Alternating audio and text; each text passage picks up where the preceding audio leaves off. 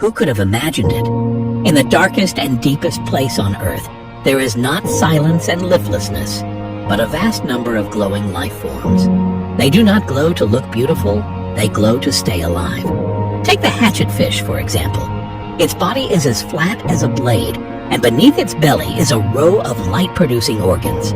When a predator looks up from below, it sees the faint light filtering down from the surface, and the blue glow from the hatchetfish's underside perfectly erases its outline. It is not lighting itself up, it is hiding itself inside the background. This is called counter-illumination camouflage, the deep-sea version of invisibility. There are also some deep-sea jellyfish that are almost transparent most of the time, like a lump of jelly drifting in the ocean. But once they are attacked, they suddenly release a blinding blue light, like throwing a flashbang into the darkness. The predator chasing them will be stunned, and even more brutally, that burst of light may attract even larger predators. And just like that, the hunter becomes the hunted. In the deep sea, light is not just light, it is a weapon, and it is also a trap. But beyond these glowing assassins, there is another kind of creature in the trench that looks utterly bizarre. The most famous example is the blobfish. A lot of people have seen that ugly photo of it collapsed into a lump and think it looks like a melting blob of pink putty. But that is not what it really looks like in the deep sea. The blobfish originally lives thousands of feet below the surface, where it has long adapted to intense pressure. Once humans bring it up, the external pressure suddenly drops, and its body structure collapses. In other words, it was not born looking like that, it only deforms after leaving the deep sea. But what is truly astonishing goes far beyond these strange fish and shrimp. In the depths of the trench, food is incredibly scarce. Vast stretches of the seafloor look like barren, muddy plains, silent as if they belong to another planet. But every now and then, a major event happens that changes the entire ecosystem. For example, a whale fall.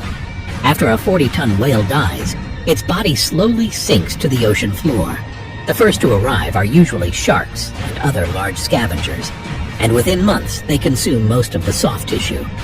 After that, worms, snails, bacteria, and other organisms begin taking over the skeleton.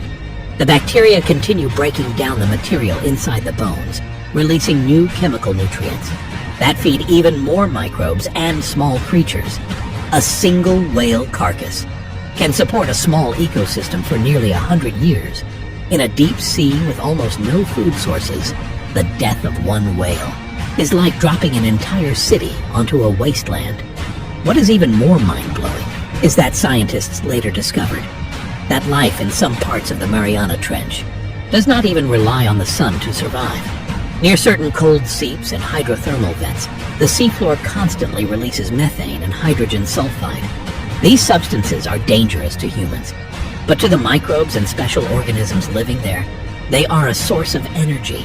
There is a kind of white tube worm, with no mouth and no stomach, yet it survives just fine. That is because special bacteria live inside its body, and these bacteria can convert chemicals into energy, which is basically like cooking for it directly. Scientists call this kind of system a chemosynthetic ecosystem. This means life does not necessarily have to depend on sunlight, and that fact has pushed humanity's imagination about extraterrestrial life much further forward. Hi. Can you please subscribe to my YouTube channel if you follow? I will post every day. Like and subscribe and have a great day.